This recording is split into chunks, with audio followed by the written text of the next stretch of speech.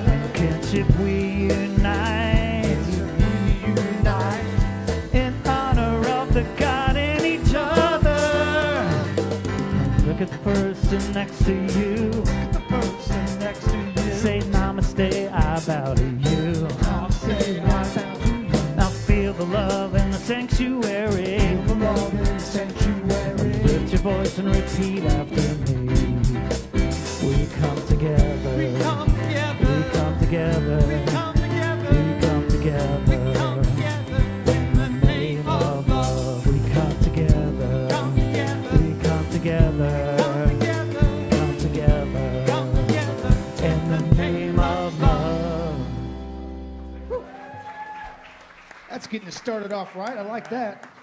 If you would please join us in our statement of faith all together now. There is only one presence and one power in the universe and in my life. God the good, omnipotent. Please join us for a Daniel Neyman song, Amen.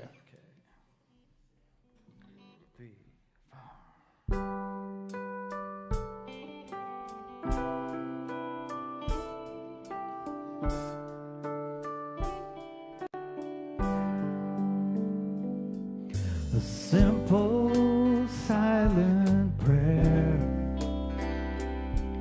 a single word of praise is Sue from anywhere. It's heard from any place.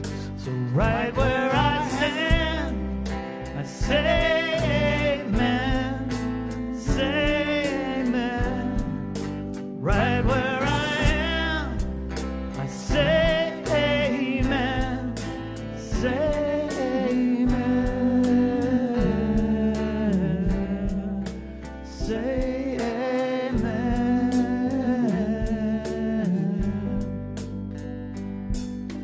Longing of my heart will always be word will travel far sacred love. So right where I stand, I say amen, say amen. Right where I am, I say amen, say amen, say amen, say amen,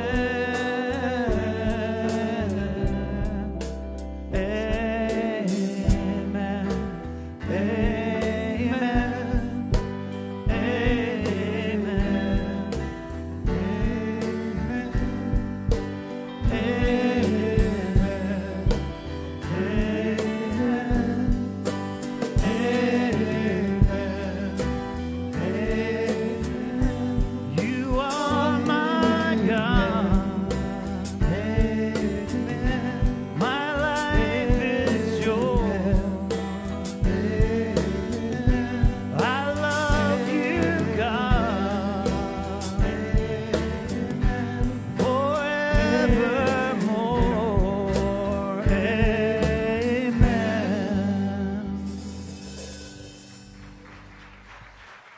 You may be seated.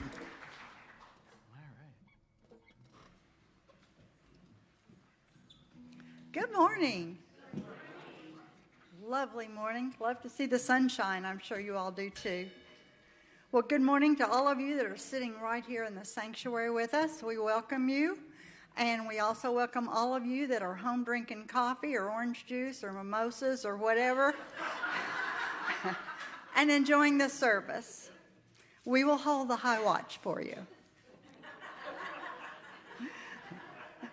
If anyone is present here for the first time, we don't embarrass you by asking you to stand up or anything like that, but we do hope that you will speak with someone around you and they'll speak with you and you'll get to know us a little better and we can get to know you a little better.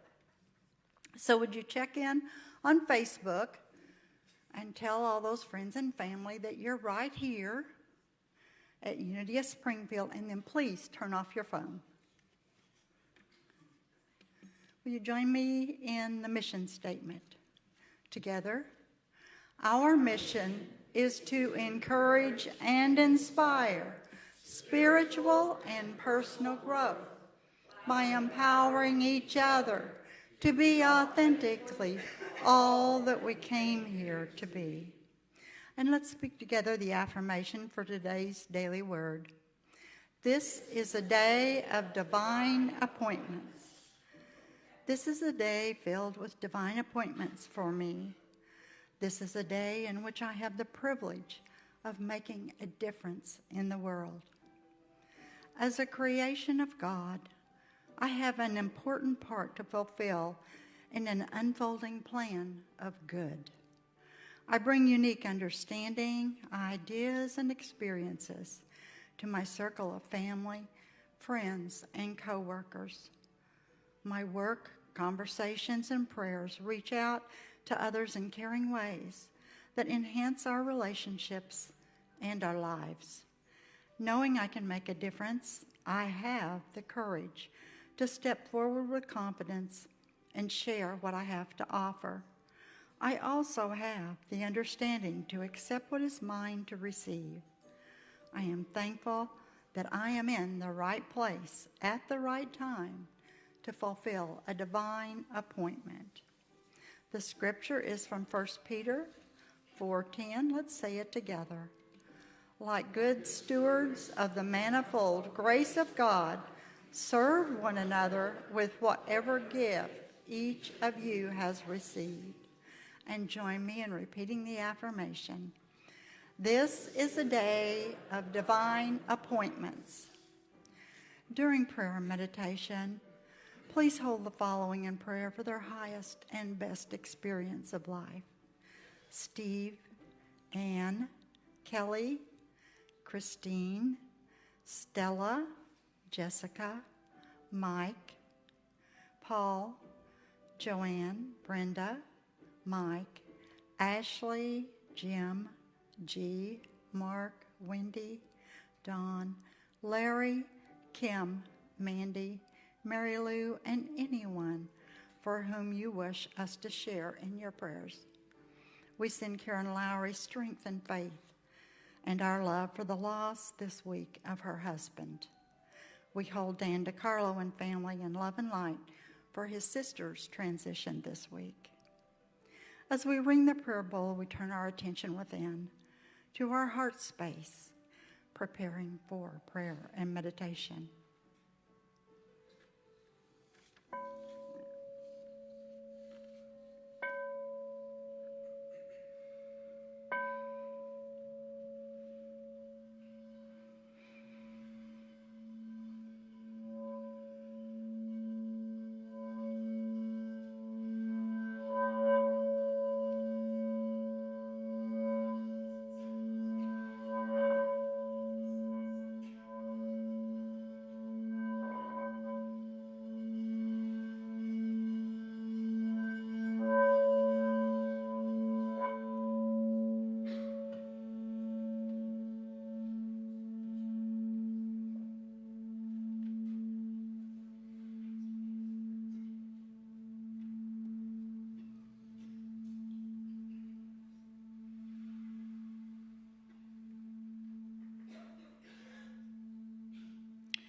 Breathe in a deep breath and focus your attention on the lovely vibrational sounds coming from the prayer bowl.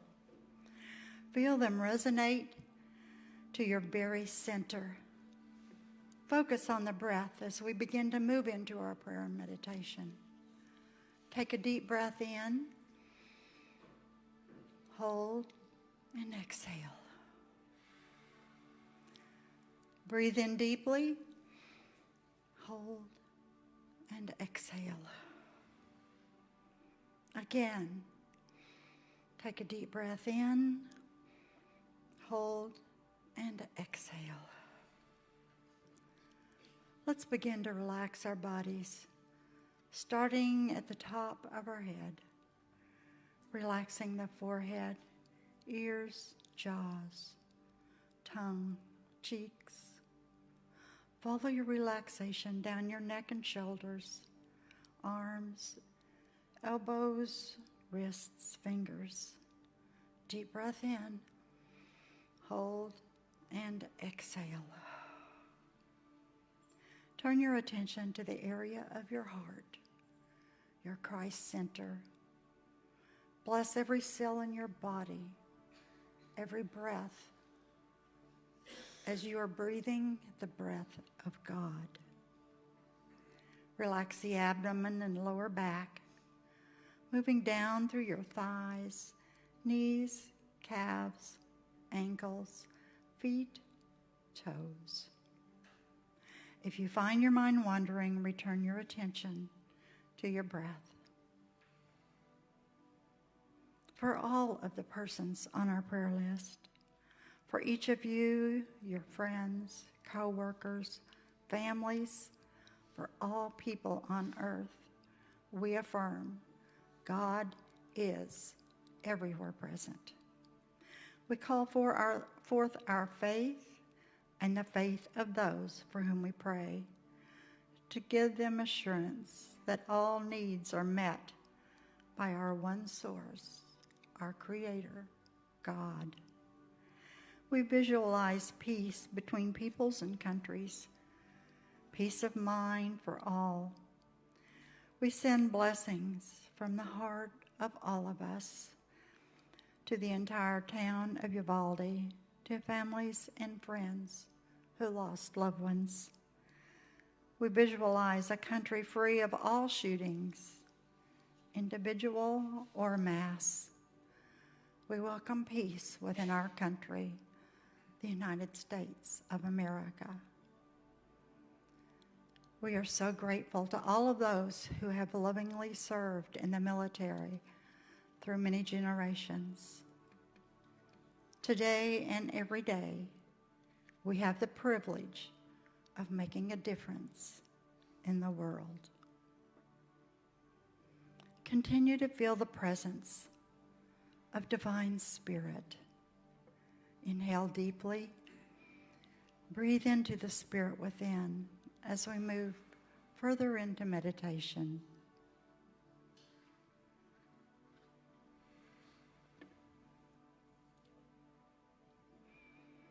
We are a unique, individualized expression of Spirit, our Spirit God, who resides within each and every one of us. We come to share our unique gifts and talents with each other,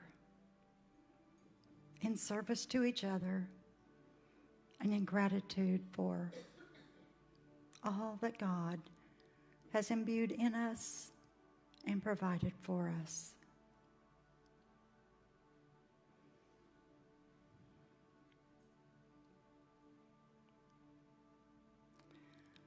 When speaking to each other, whether we are at work or in family situation, whether we are with friends and acquaintances, we set our intention to be of service, even in ways we may not know. We speak positively and affirmatively, because what we say may be just what one among us needed to hear. We may never know.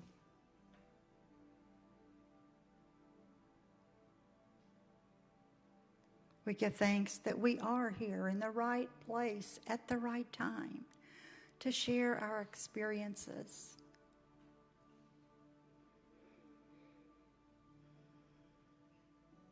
We give thanks for our loved ones and fallen soldiers.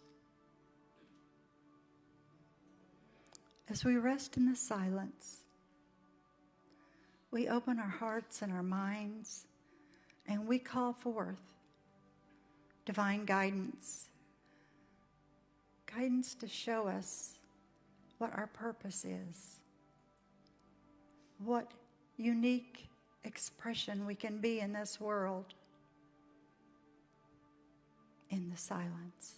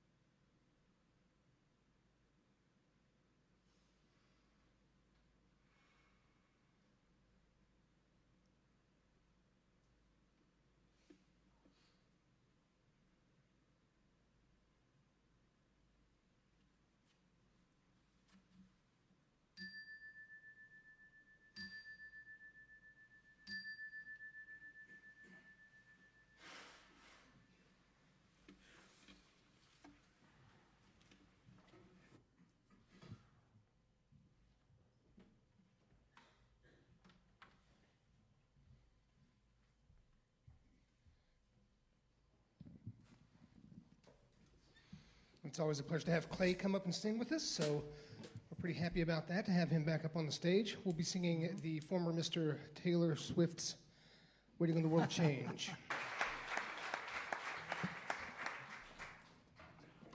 Preach it, Clay. Man, that was good. Thank you guys so much. That was an awesome song for today. Thank you.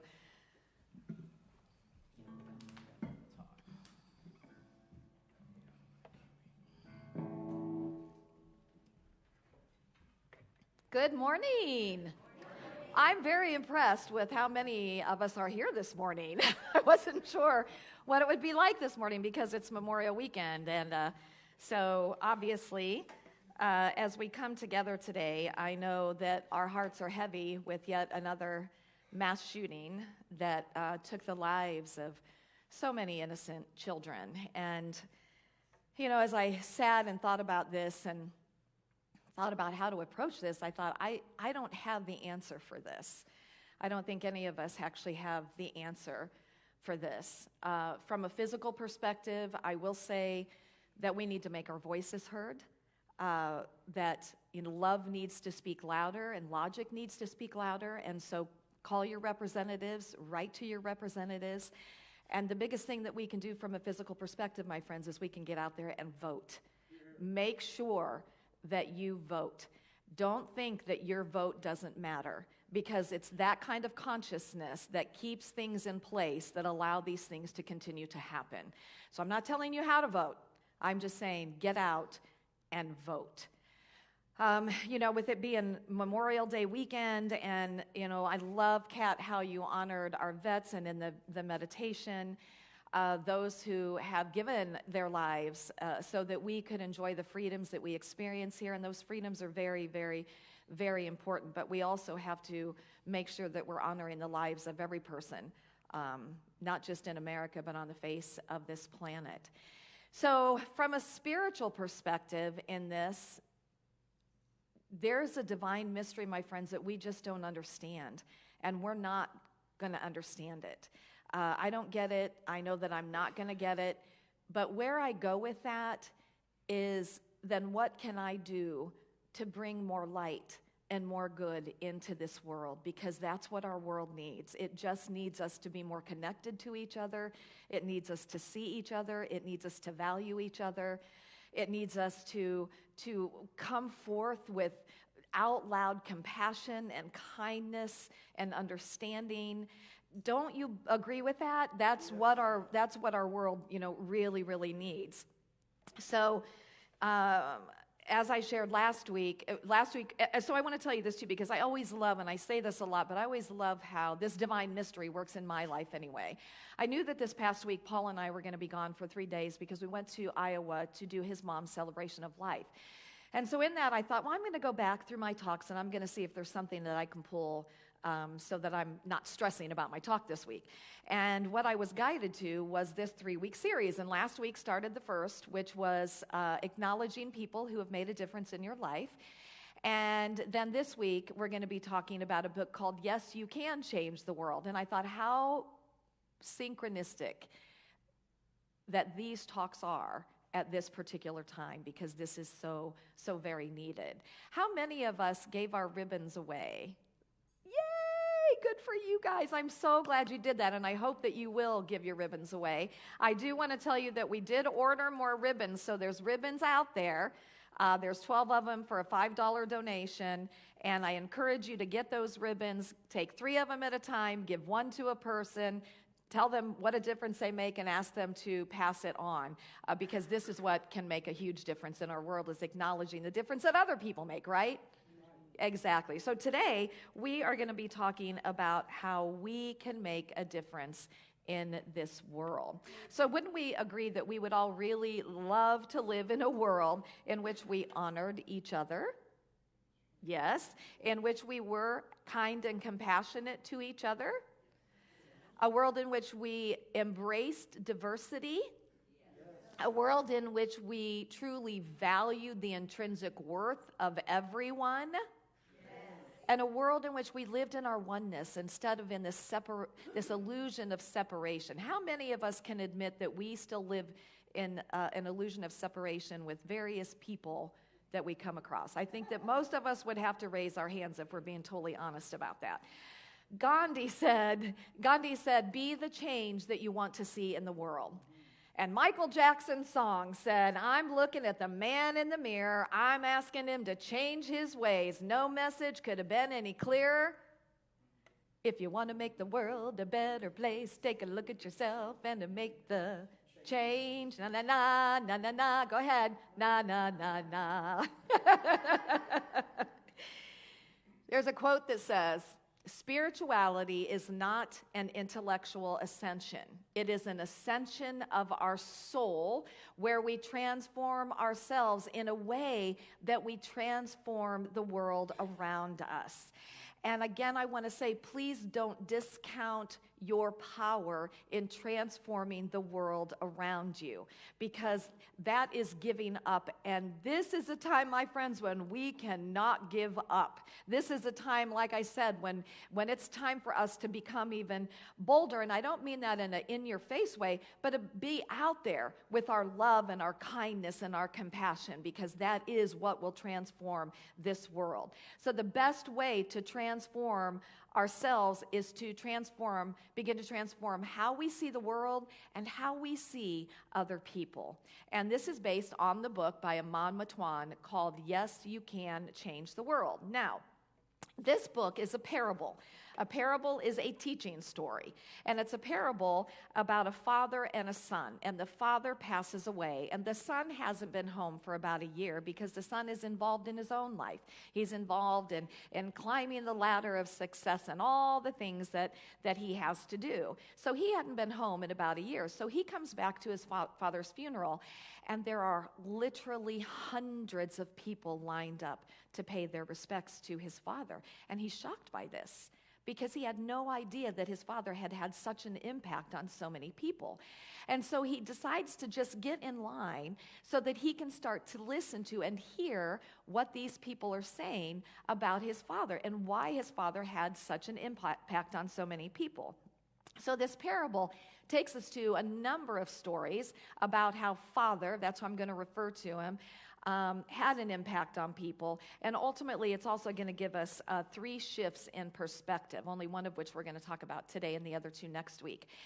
So he begins about talking about the intrinsic value and worth of every human being. And I want us to really hear that. I want that to really settle in to our consciousness. The intrinsic value and worth of every human being, no matter what they look like, no matter how different they are from us, every human being. And here's what he says. He says that most people know this, but really very few people believe it in their hearts, that every man and every woman and every child has intrinsic value and worth. And he said what happens is when most of us look at someone who is very different from us, we have a tendency to look right through them. I've done it. I know that feeling. And he said, as though they're completely inconsequential, as though they aren't even there, or we don't look at them, which is just as bad. And he says, no matter what their background is, every person has a special purpose in this world. And he says that we can know this at some level, but knowledge without practice is the same as no knowledge. This is one of the things that I love about Unity. Unity used to be called practical Christianity. It's about how can we bring these things to a place in our lives that we're actually, as the 5th principle said, we're acting on them. We're practicing these things. Scripture says faith without works is dead. We can't have the knowledge without taking the action. He says if we all really did believe it and practice it, our world would be a different place, and isn't that true? What we know is that all people want to be loved. All people want to be valued and seen and acknowledged. We all desire that. And even a person that seems like they don't want that, they're only there because they haven't gotten that in their lives. But it would change their world for somebody to love them and acknowledge them and to see them. And he acknowledges that sometimes it's difficult for us to see the special purpose of some individuals, but that doesn't mean that it's not there. And here's what he said. He says, you know what I see? I see a unique individual with a significant special purpose in this universe, with an intrinsic value and worth for the world and for me. And Wendy in class this morning talked specifically about this very thing, which of course she did, because it's all how it works together. The intrinsic worth is not often immediately apparent, but he says it doesn't matter. All you have to know is that the worth is there, that this is the way of the world. And he said it all starts from deep within you. A recognition, an awareness, a belief, a way of looking at everyone and everything, a way of living, a way of life. And he says, if you believe that the worth is there, you will see it. You'll see it in a homeless person. You'll see it in a difficult person. You will even see it in someone who is not likable at first.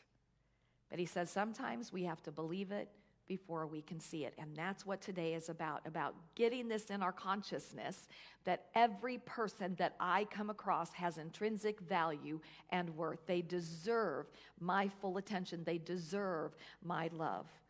Charles Fillmore. You guys might get sick of hearing this from me, but you're going to hear it from me as long as I'm up here. His definition of love is my favorite definition. He says, love loves for the sake of loving. It is not concerned with who or what it loves, nor is it concerned with a return of love. Its joy is in the shining forth of its nature. So we love because that is who we are. We are expressions of God. We are emanations of the divine. God loves, right?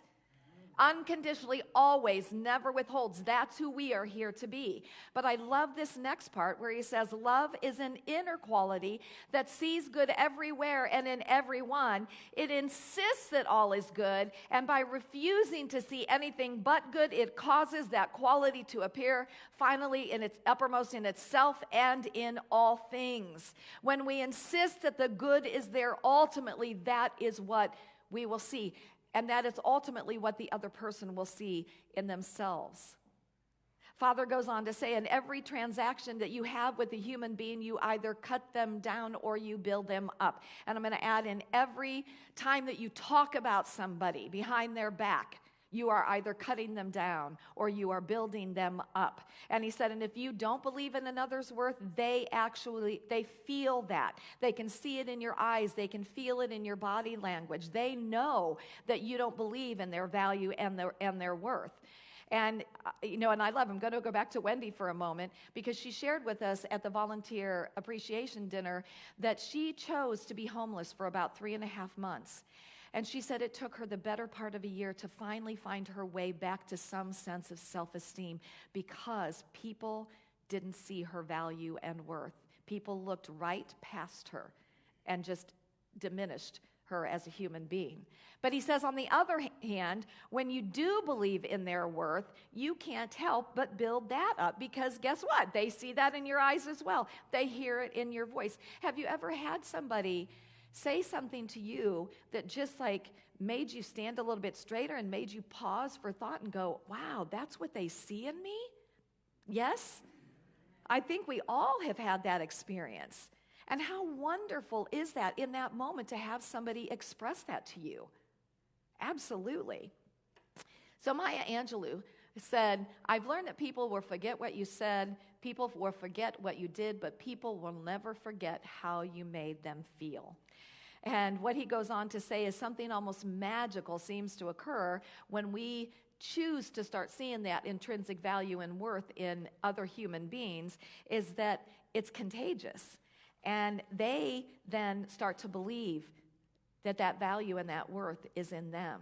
And eventually they then can build that self-esteem within themselves. And he says, I love this, when you believe in another person, it's as though you bring light into their world. And this light not only illuminates their world, it illuminates everyone around them. So he talks about 3 shifts, and we're going to talk about one today. The first simple shift, well, that was almost, whoa, that came out almost wrong. I'm not going to try and say it again either. The first one is focus not on how little time you have, but on how to make the most of what little time you have with every person. Now, the story that he uses in this relates to an elderly woman and a son. And the elderly woman talks to the son of the father that died. And she says, your father made such a difference in my life.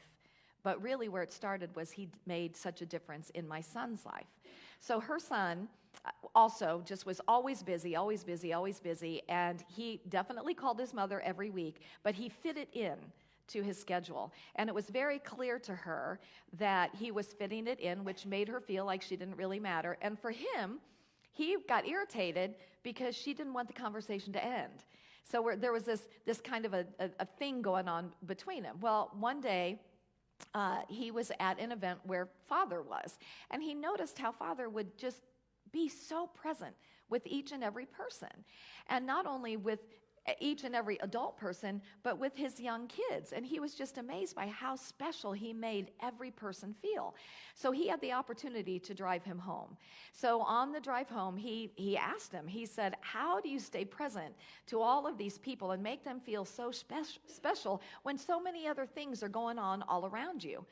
And he answered by saying, I don't get sidetracked by how little time I have. And I think this is an important thing for all of us. Instead, I focus on how to make the most of what time I have with each and every individual. As a culture, we are so obsessed with how little time we have that we oftentimes fail to make the most of what time we do have. We're so busy existing, we're not really living. We spend every moment thinking about what we're going to do in the next moment. Does that resonate with anybody? When we're with our kids, our minds are at the office. When we're at the office, our minds are on our next task. When we're with our spouse, we're, thinking about something else that we're going to do. And he says we're always thinking about what we have to do, the next thing that we have to do, or the next thing we have to say. He says, stop focusing on this is the shift. Stop focusing on how little time you have. You will never have more time than you need. You will never have more time than you need. Bam. Wow. Yet it all gets done, doesn't it? We truly do have all the time that we need. It's a consciousness thing that's going on there. He says you will always have far more to do than you have time available. That's just the nature of things. So instead, focus on making the most of every moment. Make every moment count. Make every moment a symphony. Treat each moment as though it's the most important moment in your entire life. In every moment, create the biggest impact. In every encounter with another human being, treat every moment together as though no one else in your world is more important. And this is scripturally based. If you go to the book of Luke, it's the story of Jesus and Martha and Mary, and Jesus and his disciples go into a town, and Martha opens up her home and invites them in, and Mary immediately sits down at the feet of Jesus. And Martha, she's scurrying and she's doing this and that, and she's just getting real irritated because Mary's not doing anything. So she comes to Jesus and she says, Lord, don't you care that my sister has left me to do all the work? Tell her to help me. And the great master's response was, you are worried and upset about many things, Martha, but only one thing is needed. Mary has chosen what is better, and it will not be taken away from her. She chose to be present. She chose to be in the moment. She chose to give her full attention to the master. It's a beautiful story. It's a beautiful reminder for us. So here are 5 ways for us to learn to be more present when we are with someone else. And the first one is listening. Now, how many of us think we're great listeners? I did not see a single hand go up on that. We're working on it. I love the definition that to really listen is a willingness to be changed by what you hear.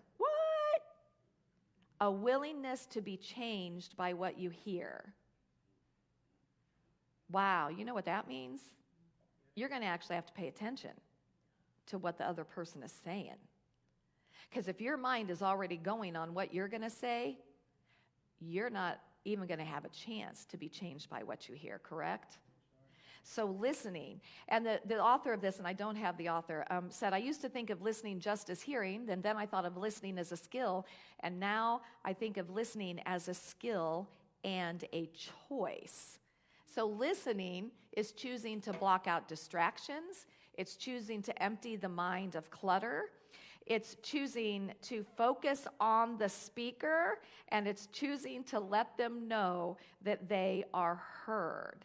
Now, for anyone who knows me well, you know that when I'm talking to somebody, my full attention is on them. And on Sunday mornings, there may be a group of people over here that want to talk to me, but I am focused on the person, because that is the most important person right then in my environment, is to be present to them. Put this into practice. Oh, I'm sorry. Put your phone away. Put your phone down. You don't need to have your phone out while you're talking to somebody else. Also, choose to empty your mind of clutter. Stop thinking about what is going on around the speaker. Don't be thinking about what you want to say next. We're good at that, aren't we? We're really good at that, And ask questions like, tell me more. How did that make you feel? Bring more out in that conversation. So listening is the first one.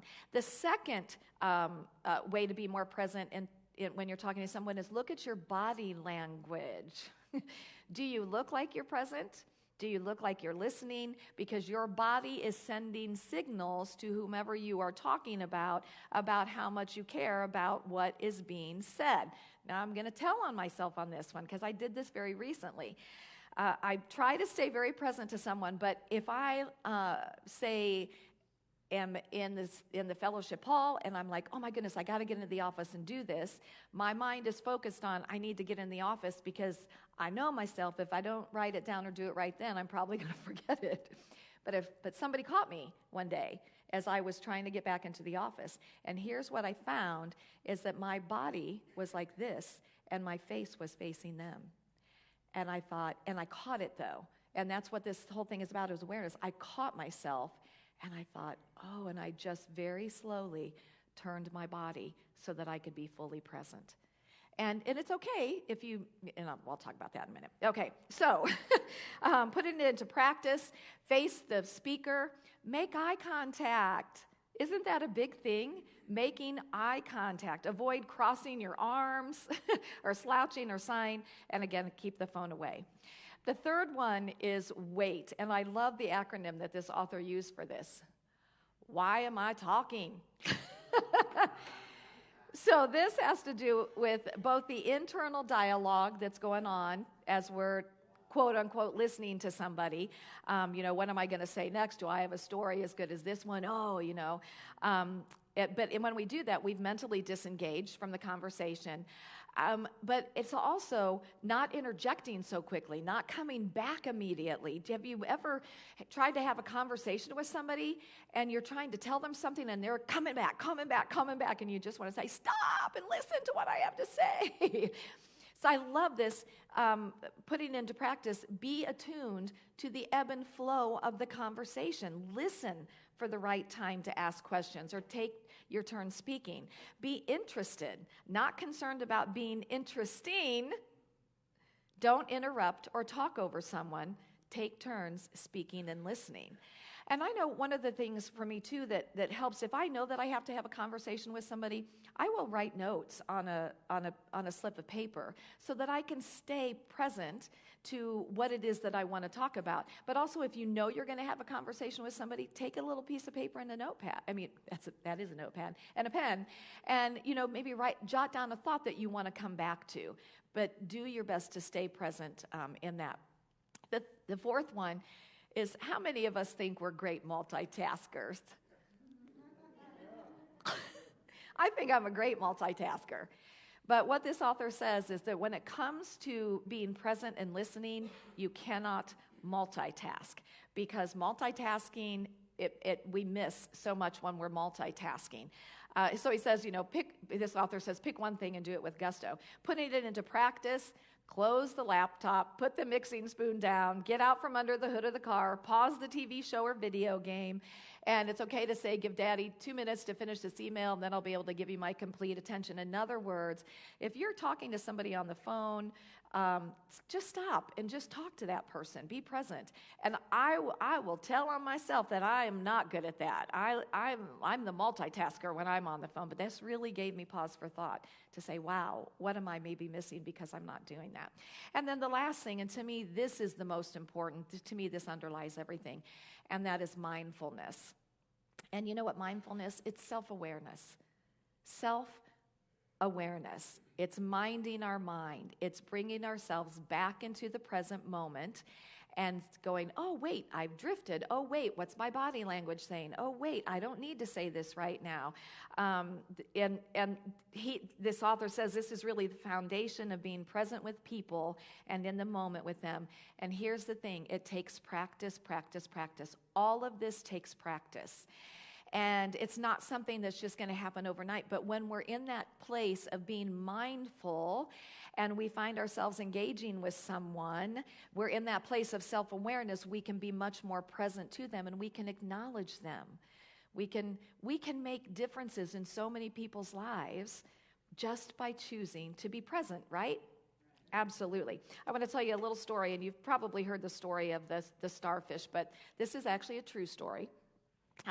That a man would go jogging every morning, and he would always see this older woman down at the edge of the lake, and she had this little cage, and it always had turtles in it. And he was always curious why, she's there every single morning. So one morning, he decided to stop and ask her what she was doing, and she had a turtle in her hand, and she had a brush, and she was getting the algae off of the shell of the turtle. And he said, well, what are you doing? And she said, well, actually, the algae isn't ultimately good for them, and so I come down here. I'm retired. This is just the way that I feel like I can make a difference. I come down here and I clean the algae off of the turtle shells. And he looked at it, he said, well, that's really nice, but there's millions of turtles in the oceans that have algae on them. You can't possibly make a difference for all of them. And she said, but I've made a difference. I'm making a difference for 4 of them today. And that's the value, my friends, is know that every loving, kind, compassionate, connected interaction that you have with someone, it makes a difference. Because they're going to turn around and they're going to take that energy and they're going to give that energy to somebody else, or it's going to increase their own value and their own self-worth. So in closing, I'd like to invite you to share with me in these affirmations. Together, my goal is to see the inherent value and worth in everyone I come into contact with today, whether in person or not. Today, I choose to be present. And I put that in person or not because we see the news, we read newspaper articles, and our job, my friends, our job, we're here to be the light. We're here to be the love. We're here to be the kindness and the compassion. We're here to see that inherent value and goodness in every person. And I believe that with practice, practice, practice, we can get there. So from me today to you, when I say namaste, I see that. I see that light and that goodness and that value and that worth. I see you. And I say to each and every one of you, namaste, namaste.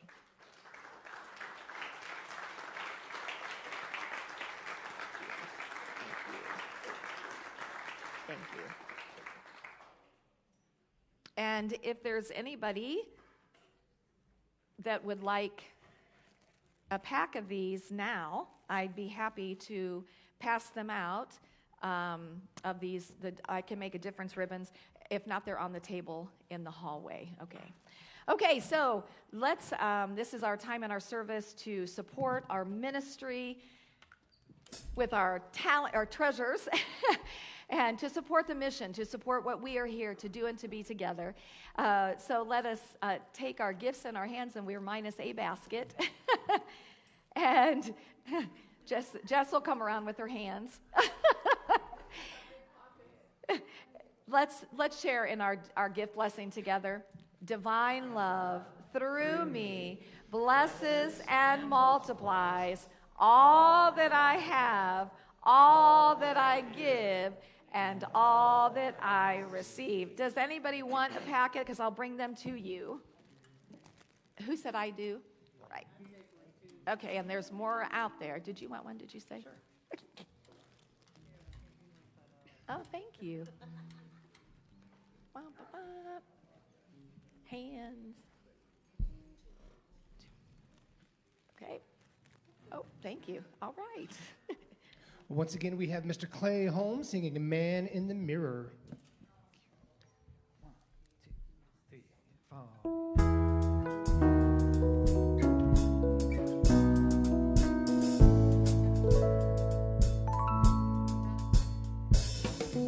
I'm gonna make a change for once in my life. It's gonna feel real good, gonna make a difference, gonna make it right.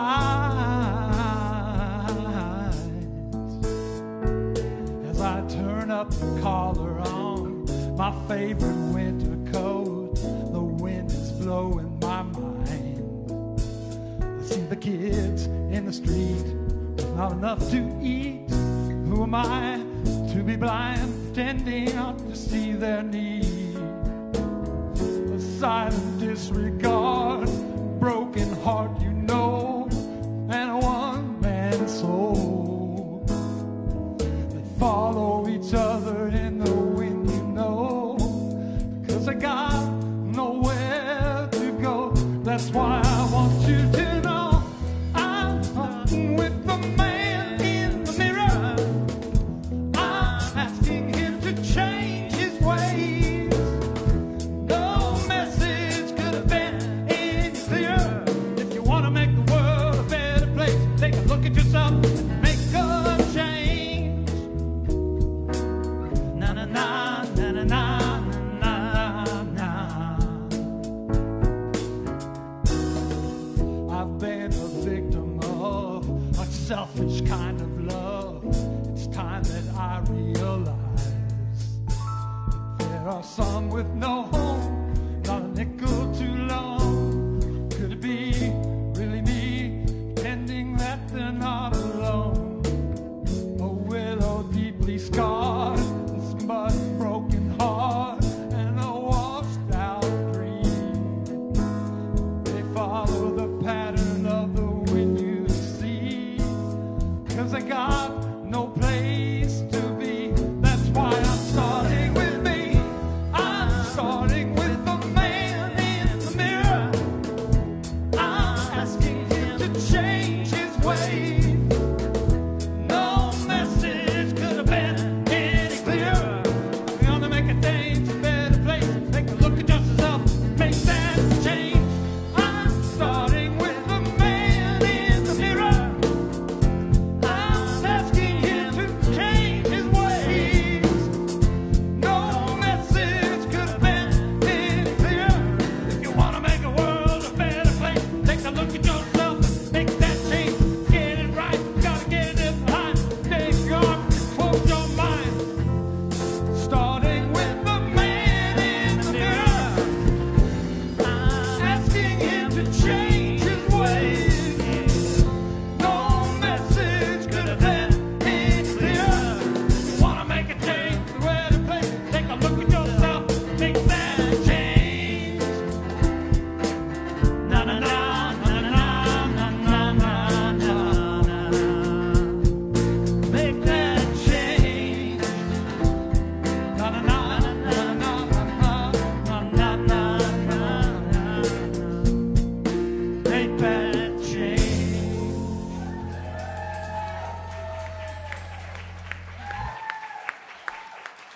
Thank you, Clay. Band. Good job. We now have an announcement from Mary. Only